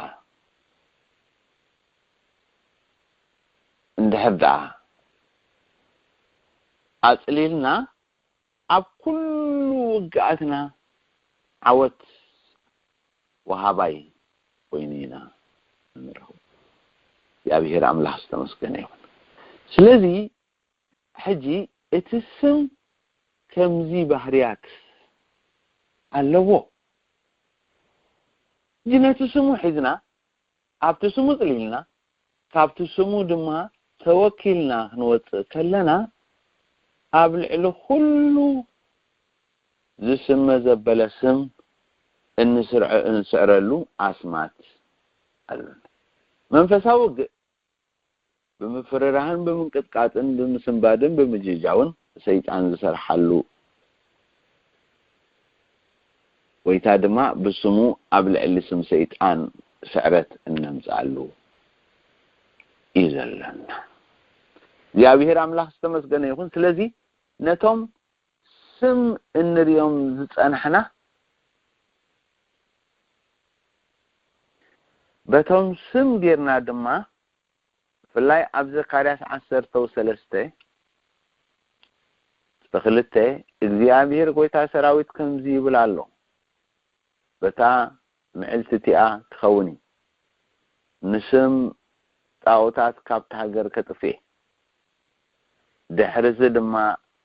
ኣይትዝከርኒ ነቶም ነቢያት ነትርኹስ መንፈስ ከዓ ካብታ ሃገር ከልቅቆ ኣብዛ ዘካርያስ 10:3 ቁጥሪ 2 ንሪኦ ዘለና ንስም ጣዖታት ካብታ ሃገር ከጥፍኦ ይብል ኣሎ እግዚአብሔር ካልኣይ ድማ ነቶም ነቢያት ነቲ ርኹስ መንፈስ ከዓ ካብታ ሃገር ከልቅቆም ይብል ኣሎ እጂ ንራዮ ኣብ መንፈሳዊ ውግእ ክንመጽእ ከለና ንስም ጣዖታት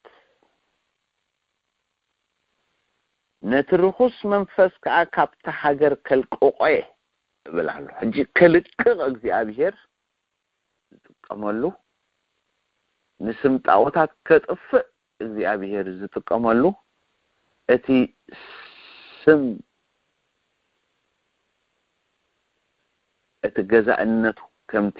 ንአሞጽን ንአብርሃምን ዝበሎም ስሙ እግዚአብሔር አምላክ ሰራዊት እዩ ስለዝበለ እቲ አምላክ ሰራዊት ዝኾነ ንስም ጣዖታት ካብ ሃገራት ከጥፍኡ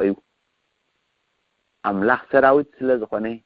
ነትርኹስ መንፈስ ካብታ ሃገር ከልቅቆም ኢሉ ስለዚ ኣብ ስም ዘሎ ሓይሊ እንድሕር ደኣ ዘይተረዲዩና ኣብ መንፈሳዊ ውግእ ብርግጽ ዓወት ክህልወና እዩ ክንብል ኣይንኽእልን نتسمو بدنب غيرنا ندحد افليطنايو حواريا ጳውሎስ ሉቃስ ከዓ ኣብ ግብረ ሐዋርያት ኣብ ክልተ ቦታታት ከንብቤ ነትስም ጥራይ ዝምልከትሞ ሉቃስ ኣብ ግብረ ሐዋርያት ክጽሕፍ ከሎ ኣብ ተራባዓይ ምዕራፍ ግብረ ሐዋርያት ከምዚ ዘመሰለ ቃል አሎና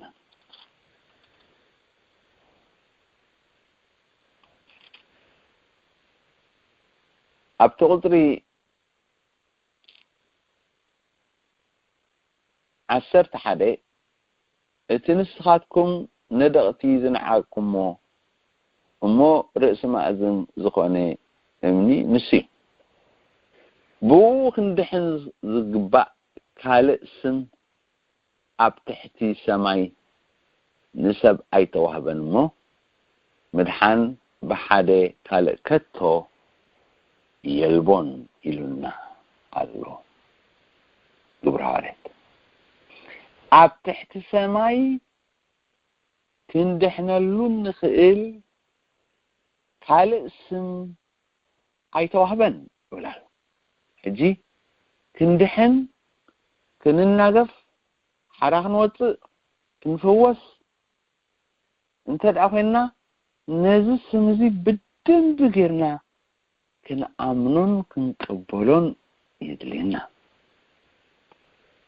እታ ሐዋርያ ጳውሎስ ካብተን ዝጽሓፈን መልእኽቲ ናብ ፊልጵ ድማ ኣብቲ ካልኣይ ምዕራፍ ካብ ቁጥሪ 9 ክሳብ ቁጥሪ 11 ዘሎ እንተዳሪና ከምዚ ይብለና ስለዚህ ከዓ ኣብ ሰማያት ኣብ ምድርን ኣብ ትሕቲ ምድርን ዘሎ ኩሉ ብርኪ ብስም ኢየሱስ ምእንቲ ክንብርከኽ ልሳን ዘበለውን ንኽብሪ እግዚአብሔር ኣቦይሉ ኢየሱስ ክርስቶስ ጎይታ ምዃኑ ክእመን ኣምላኽ ናብ ልዕሊ ኩሉ ልዕል ዝበለ ካብ ኩሉ ስም ልዕል ዝበለ ስም ውን ሃቦ ኢለና ሕጂ ኣብ መንፈሳዊ ውግእ እዚ ስም እዚ ናይ ሰዓርነት ተግባር ናይ ምፍጻም ውጽኢት ናይ ምርኣይ ጸልማት ናይ መቕንጣጥ ፍሬና ብትብዓት ምልዋጥ ከምቲ ብስመይ ኣጋንንቲ ከተውፅኡ ይኹም ዝበለና ጠባዩ ተግባሩ ኩነታቱ ክግለጸልና ኣብዚ ስም እዚ እዚ ጥራይ ስራሕ እዚ ጥራይ ስራሕ ክንብሎ ከምኡ መሰል ኣይተዋህበና እሱ ክሰርሓሉ ዝኽእለሉ ኣሰራርሓ ግና ይሰርሓሉ እዩ ስለዚ ነቲ ስሙ ክሳዕ ክንደይ ተወኪልናዮ ክሳዕ ክንደይ ተገዚእናዮ ክሳዕ ክንደይ ተንበርኪኽናሉ ክሳዕ ክንደይ ተኣሚንናሉ ክሳዕ ክንደይ ተኣፈሊጥናዮ ከም ዘለና ዘወጥረና ኩነታት እዩ ዝመጽእ ኣብቲ ስም ዘሎ ህይወት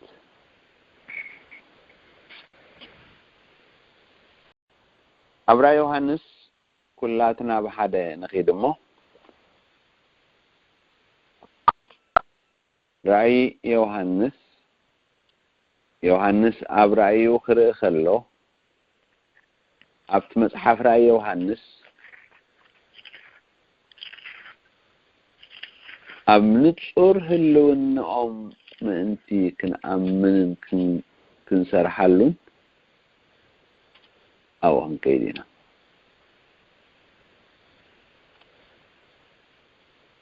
ኣብ ምዕራፍ 16 ካብ ቁጥሪ 12 ክሳብ ቁጥሪ 16 ዘሎ ከዓ ከነንብቦ ኢና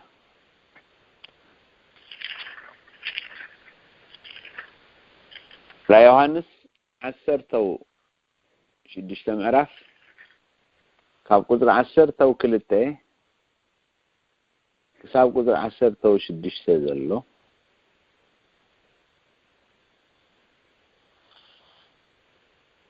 كم زبل قال كنركبنا اتي سادساي صوا ابتي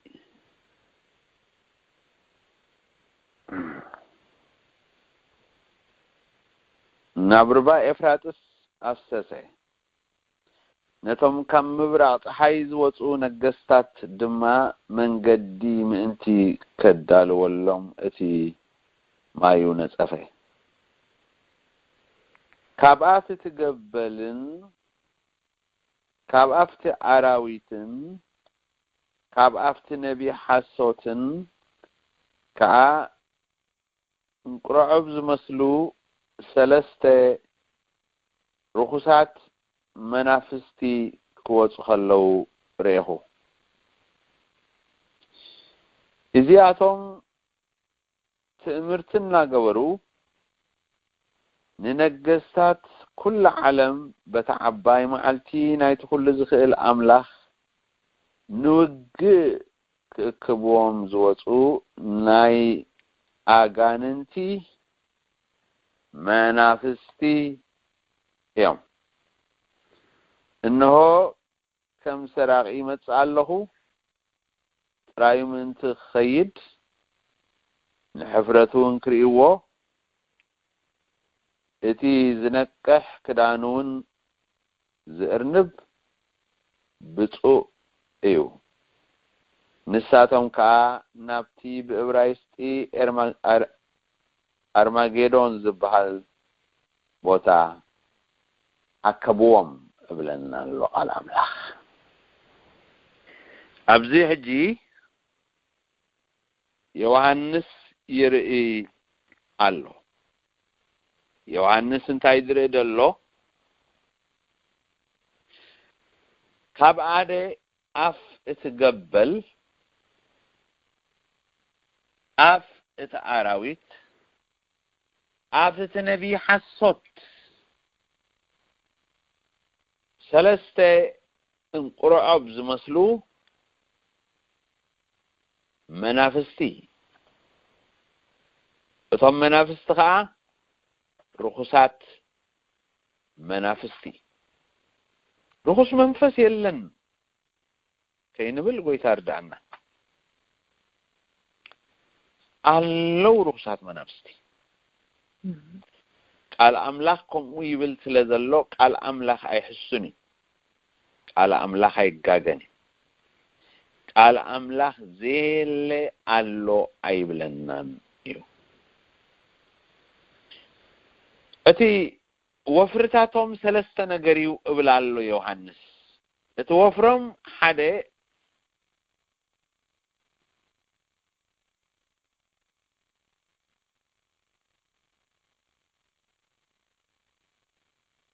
كابافتي قبلن كابافتي عراويتن كابافتي نبي حسوتن كا انقرأوا زمثلو ثلاثة رخصات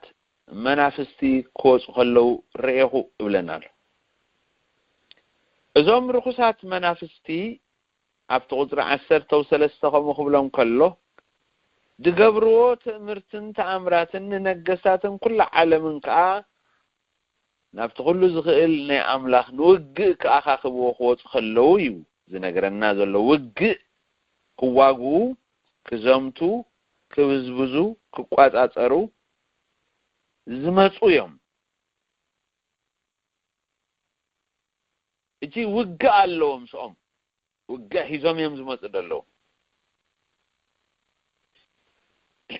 نوجئ كبزوتو ناي آغاننتن منافستيوم إلنا ويتاي بارخ نا أغاننتس منافستيوم إلنا ألو سلذي أغاننتن منافستن يوحنس يتغسلنا ألو تغسلنا خلو نتزت تغسي أمين إلنا أبزخاء أتقي كأتق كنبل ناتنا جده يو ناتنا ፍቃድ እዩ ናትና ድልየት እዩ ካብዚ ከምዚ ኣነስ የለውን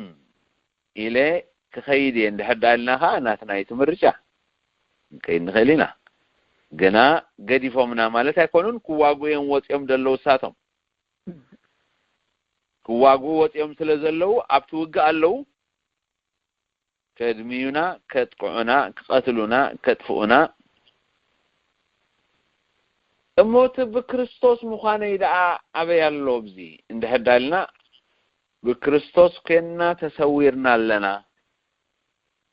ጴጥሮስ ግና ከም ዝብላሎ ኣብ መልእክቲ ጴጥሮስ ነዚያኺ ዓጸናያ ታናይራ ዮሐንስ ከዓጸናያ ኣብ ጴጥሮስ እንድሕዳኸና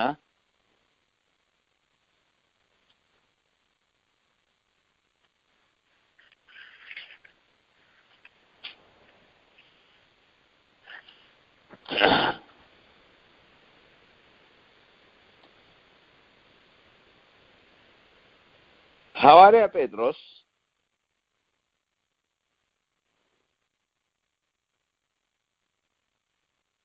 ኣብቲ 50 ምዕራፍ ካብ ቁጥር 8 ክሳብ ቁጥር 11 ዲያብሎስ ተመጻረርትኩም ዝውሕጦ ደልዩ ከም ዝጓዘ መንበሳ ኮይኑ ይዘውር ኣሎ ተጠንቀቁ ንቁሑ እዚ ሓሳረ መከራዚ ነቶም ኣብ ዓለም ዘለው ኣሕዋትኩም ይወጽሖም ከም ዘሎና ፈለጥኩም በእምነት ጸኒዕኩም ተቃውሞ እቲ በክርስቶስ ኢየሱስ ናብ ናይ ዘለዓለም ክብሩ ዝጸዋዓኩም ኣምላክ ኩሉ ጸጋ ቁሩብ ግዜ ሓሳረ መከራ ምስ ጸገብኩም ንሱ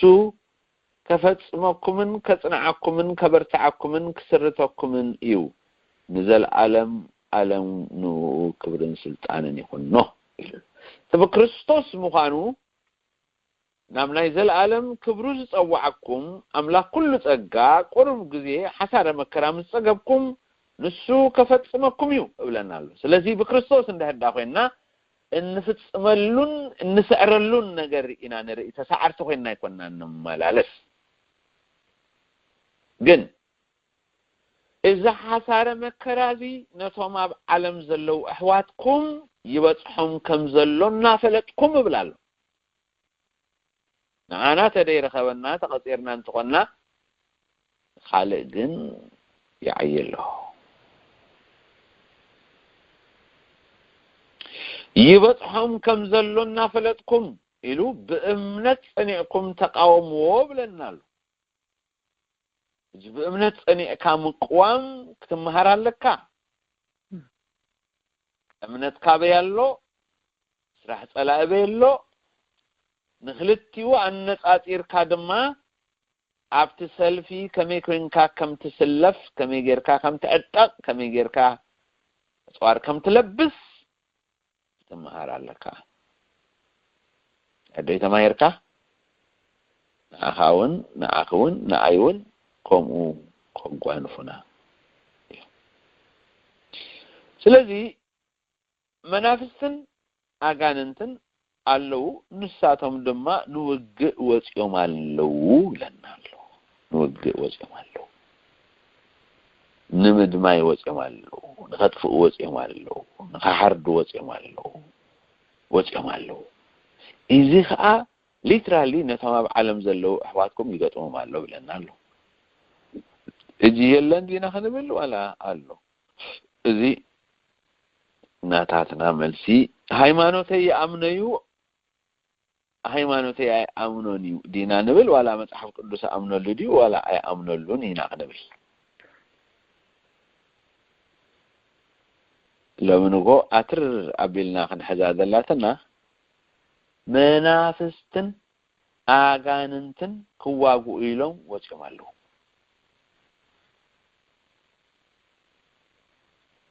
ናብቲ ውግእ ሰልፈኛ ኮይና ክንመጽእ ከዓ ናትና እዩ እጂ እቶም መናፍስቲ እቶም ኣጋንንቲ ነዚ ክገብሩ ስለ ዝወጹ أونجل ماركوس أبي كم زي ما تقول نرأيهمو ببترانا يمكن ريانينا رينا هذا قرب أبنت كتأكسي خبط وانجيل ماركوس كماركوس تراي كي وتأخذوا منه أو تراي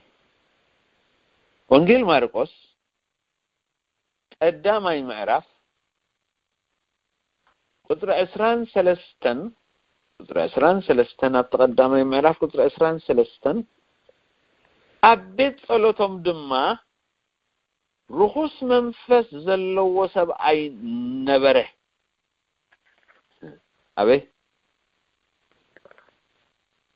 أبي صلوت أتم مخرب زبالنا يقولي كده بيت مقدس أو جزيه أبت بيت صلوتهم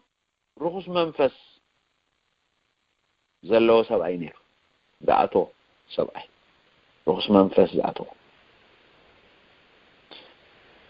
أبت ماركوس قدامي معرف قدر عسران شدستان دمه إتي رخص منفس كا فانتر أبلو بعبيد انتنا جدرخا كابو وطه بلنا انتاي غيرو بلو رخص منفسي يلن كينبل فانتر دبلونا تودو خمس نبره نغرنالو بعبيد انتنا جرخا كابو وطه نتمام عالم زلو احواتكم يقطمون كم زلو نافلتكم كبلنا صنيحو حجها ابزن تاي بلنالو አለው አብ በጸሎት ከለው ዘለዎ ሰብ አይኔሩ ብለናል ዘለዎ ሰብ አይ አውኔሩ እቲ ዘለዎ ሰብ አይ ካ ፈንጠርጠር ይብሎ ስለዝነበረ ፈንጠርጠር ዘብሎ ድማ ኢየሱስ አብኡ ስለዝነበረ በአቢ ድምጽ ኢየሱስ ምስራኤት መንፈስ ድምጽ ኢየሱስ መስማዕት መንፈስ بعابي دنسي إنا شرحي كاو وزيو ريتابا لذلك يلان تبحال نجر كنك حداية دليل الله قالو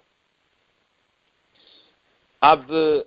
ماركوس سالساي معراف قلت رسالة دما قلت رسالة رغس منفس زلوه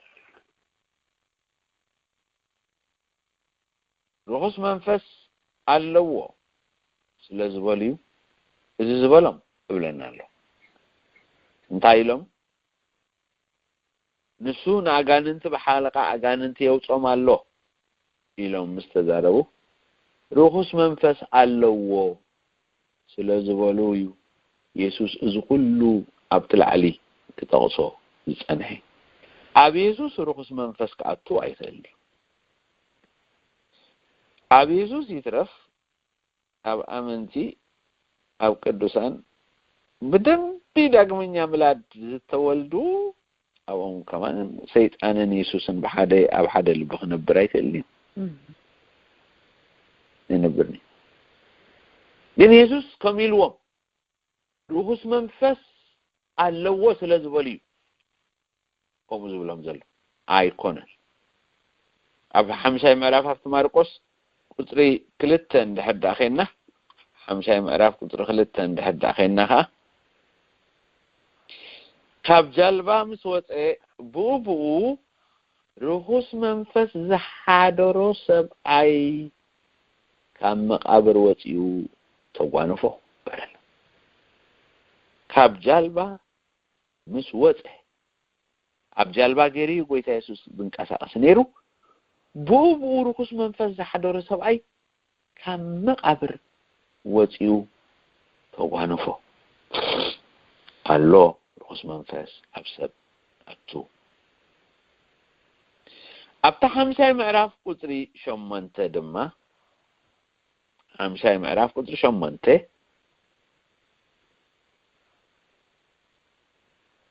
ኢየሱስ ኣታ ርኩስ መንፈስ ካብዚ ሰብኣይ ዝውፃእ ስለዝወለዩ تعالى هذا الله حساب ده حد عم بيبني أتعطر شوعته ويسوس ودلعوا الأملاخ مساخا انت يالوني كي تساقين بأملاخ محلك كالله النابلي بعبيد انتيش الريح وصيه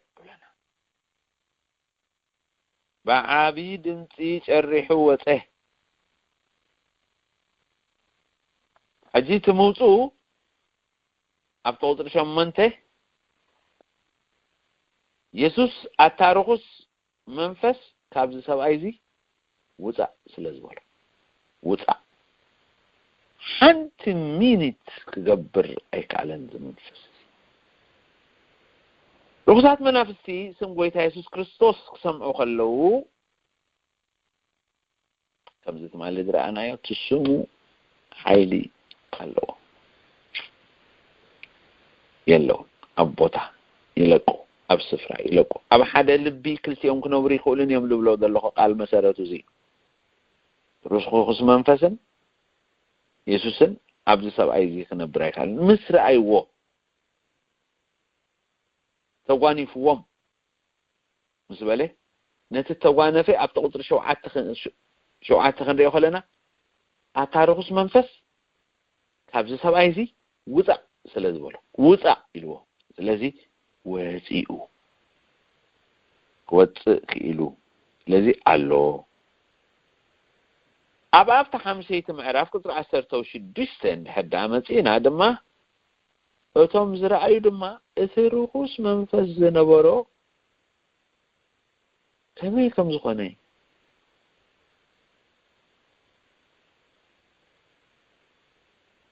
إثروخوس منفس زنبرو كمي كم زخوني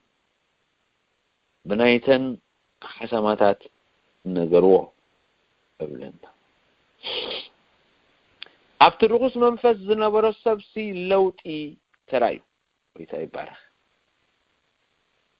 يسوس لوتي يقبل يسوس لوتي يمنطق جي أبتي مارقوس عندنا كن ملسينا أبتا حمشيت معرف دلنا أقدر 10 شمنته أبجال باخ أتخلو خا اترخص منفس زنبرو مسؤو كخون لمنو بلنا رخص منفس تواني فوس اترخص منفس كأوتا سلازبلو ويتاوتيس اترخص منفس زنبرو سبعي دما أبجال بامس يسوس كخون كلون ريو لنا لوتي أبي وات زمت اترخص منفس كم تدليتون كم تبهجون تجبر ويتعرف أدلون يتعبره حجي و يسوس ودلعو الأملاخ إلو تروس منفس كوي خمدو بالدلو و يسوس ودلعو الأملاخ كتساقين نادو مسيحا إلو عبيت عبيت عبيت عبيت شمو خطوعوه خلو بيت شمو حيل خيط خلو و يسوس ودلعو الأملاخ كتساقين نادو مسيحا إلو بيتاي بارخ دي أبتع حمشيت معراف داينا دلنا ساعدي أبقى عندنا كنوسخ هنا كنوسخ كنكيدينا